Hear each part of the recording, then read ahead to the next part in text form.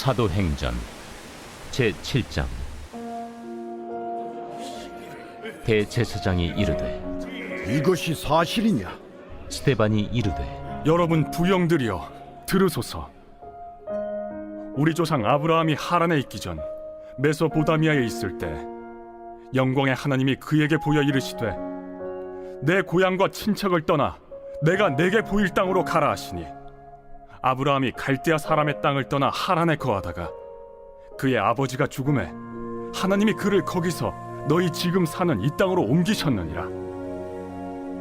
그러나 여기서 발붙일 만한 땅도 유업으로 주지 아니하시고 다만 이 땅을 아직 자식도 없는 그와 그의 후손에게 소유로 주신다고 약속하셨으며, 하나님이 또 이같이 말씀하시되 그 후손이 다른 땅에서 나그네가 되리니 그 땅 사람들이 종으로 삼아 400년 동안을 괴롭게 하리라 하시고, 또 이르시되 종 삼는 나라를 내가 심판하리니 그 후에 그들이 나와서 이곳에서 나를 섬기리라 하시고, 할례의 언약을 아브라함에게 주셨더니 그가 이삭을 낳아 8해 만에 할례를 행하고, 이삭이 야곱을, 야곱이 우리 12조상을 낳으니라.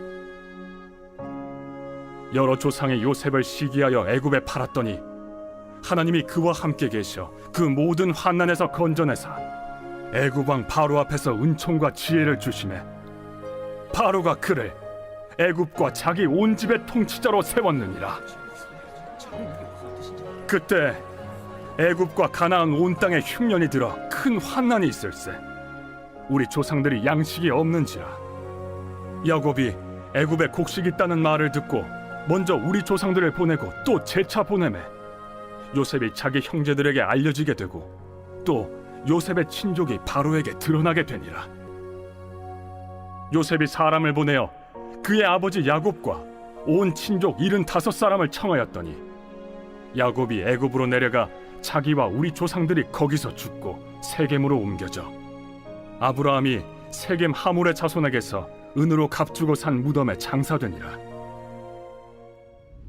할렐루야. 사랑하는 열린문교회 성도 여러분, 오늘도 주님이 주시는 참 평안 가운데 단잠 주무셨습니까? 5월 13일 월요일 하나님께서 허락하신 귀한 하루가 시작되었습니다. 오늘도 하나님께서 주시는 사도행전 말씀을 통하여 말씀의 선명한 기준이 세워지고, 그리고 그 세운 기준으로 오늘 하루를 살아내시는 저와 여러분들이 되셨으면 좋겠습니다. 오늘 제목을 저는 변론이 아닌 말씀으로 라고 제목을 한번 지어봤습니다. 어제 매일 성경 주일 말씀에서는 사도들이 말씀과 기도에 집중하기 위해서 교회 구제 사역을 도울 마음과 성령이 충만한 자 7명을 세웁니다. 그리고 그 중 한 명은 바로 스데반이었는데요. 그는 은혜와 권능이 충만하여 기사와 표적을 행하며 많은 사람들에게 복음을 전하였습니다. 하지만 이를 싫어하는 일부 유대인들은 거짓 증인들을 내세워 스데반을 공회에 넘겨주게 되고, 모세와 하나님을 모독했으며 율법을 거슬러 말했다라는 이유를 들어서 그를 체포하게 됩니다. 오늘 1절 말씀을 보면 대제사장이 이르되 이것이 사실이냐. 유대인들의 고발로 사내들인 공회 앞에 선 스데반은 대제사장으로부터 저들이 하는 말이 과연 사실이냐라고 묻습니다. 그리고 스데반은 이어 자신의 입장을 변론할 기회를 얻는데요. 스데반은 그 질문에 개인에 대한 변론이 아닌 아브라함과 요셉의 이야기를 하기 시작합니다. 이 말씀을 읽으면서 저는 왜 스데반은 개인의 변론이 아닌 구약의 일들을 이렇게 이야기하고 있을까라는 생각을 했습니다. 스데반을 넘긴 그들이 하는 말들은 어떤 말들이었습니까? 지혜와 성령이 충만함으로 말하는 그 스데반을 그들이 능히 감당할 수 없었기에 그들이 쓰는 방법은 거짓 증인과 그리고 거짓말이었다라는 것입니다. 사람들을 매수해서 스데반이 하나님과 모세를 모독하는 말을 들었다라고 거짓말을 하게 하였으며, 그리고 사람들을 충동시켜 잡아와 거짓 증인들을 내세우기까지 하였는데요. 우리들의 생각에는 너무나 억울해서 그들이 말하는 것이 다 거짓이고, 그리고 그것이 진실이 아님에 대해서 증명하려고 했을 텐데, 스데반은 구약의 말씀들을 전하기 시작합니다. 우리가 초대교회의 모습을 사도행전을 통해서 보고 있지만 복음이 전해지는 곳에는 당연히 따라오는 것이 바로 이러한 핍박과 박해와 고난이라는 것입니다. 그것은 물리적인 박해와 그리고 이러한 억울함이 따라온다라는 것입니다. 그리고 그것을 초대교회뿐만 아니라 지금 이 시대 가운데에서도 여전히 일어나고 있으며 그리고 앞으로도 일어날 일들이라는 것입니다. 연예계에서는 많은 거짓 루머들로 인해서 연예인들이 정신적인 고통을 받고 그리고 또 심지어는 자살하는 뉴스까지도 종종 보게 되는데요. 연예계 못지않게 거짓 소문들이 많은 곳이 바로 또 이 교회이지 않을까 싶습니다. 처음에 교회를 다니기 시작하고 신앙생활을 처음 하면서 실망했던 것이 바로 이러한 소문에 대한 것들이지 않았나 싶습니다. 교회라면 신앙을 갖고 있는 사람들이라면 적어도 교회는 하나님께서 세우신 것이라는 것에 대한 두려움이 있어야 할 것인데 거짓 소문들을 만들어내고 또 그러한 소문을 퍼뜨리고 하는 것에 대해서 신앙을 떠나서 일반 사람들도 하지 않는 일인데 라는 생각을 했습니다. 그리고 하나님을 믿는다면 그것이 정말 두렵지 않을까라는 생각을 했습니다. 그런데 시간이 지나고 말씀을 배우고 깨달은 것은 이러한 일은 교회가 세워지는 순간부터 계속되어 왔으며 그리고 앞으로도 계속된다라는 것입니다. 그리고 그것을 이상히 여기지 말라라는 것입니다.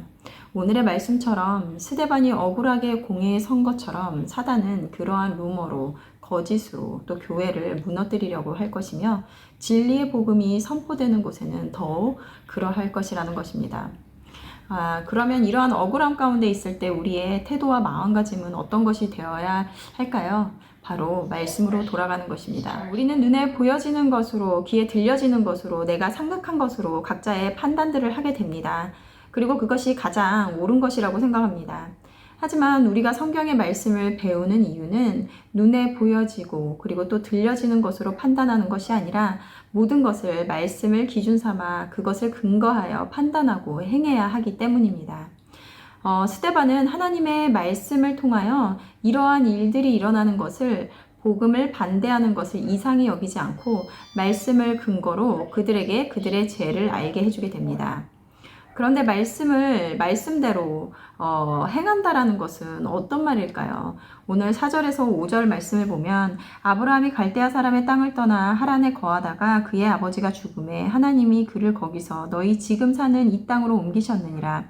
그러나 여기서 발붙일 만한 땅도 유업으로 주지 아니하시고 다만 이 땅을 아직 자식도 없는 그와 그의 후손에게 소유로 주신다고 약속하셨으며 하나님은 아브라함에게 가나안 땅을 주기로 약속하셨음에도 그의 생전에 발붙일 만한 땅도 유업으로 주지 아니하였다라고 합니다. 오늘 매일 성경의 해설자는 이렇게 말하고 있습니다. 약속의 성취를 목격하거나 누리지 못함에도 아브라함의 믿음이 위대한 것은 눈에 보이는 것에 의존하는 조건적 믿음이 아니라 오직 하나님의 약속에 대한 전적인 신뢰였기 때문입니다.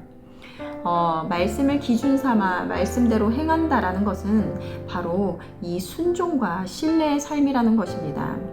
아브라함은 눈에 보이는 것을 좇지 않고 하나님이 주신 그 약속을 붙잡으며 그 말씀에 순종하고 전적으로 신뢰하며 나갔습니다. 교회 안에서 이러한 핍박과 억울함과 고난 등 많은 일이 일어납니다. 그것이 세상에 복음이 전해지는 곳에는 늘 있어 왔던 것입니다. 나는 과연 무엇을 신뢰하며 어디에 순종하며 살아가고 있을까요? 하나님보다 사람의 말을 신뢰하고 있지는 않으신가요?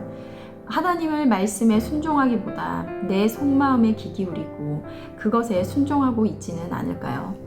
하나님께서는 하나님을 부분적으로 순종하는 것과 신뢰가 아닌 전적인 순종과 신뢰를 갖는 자들에게 오늘 스데반이 그러하였던 것과 같이 지혜와 성령이 충만함으로 하나님의 일들을 그들을 통해서 해나갈 줄로 믿습니다.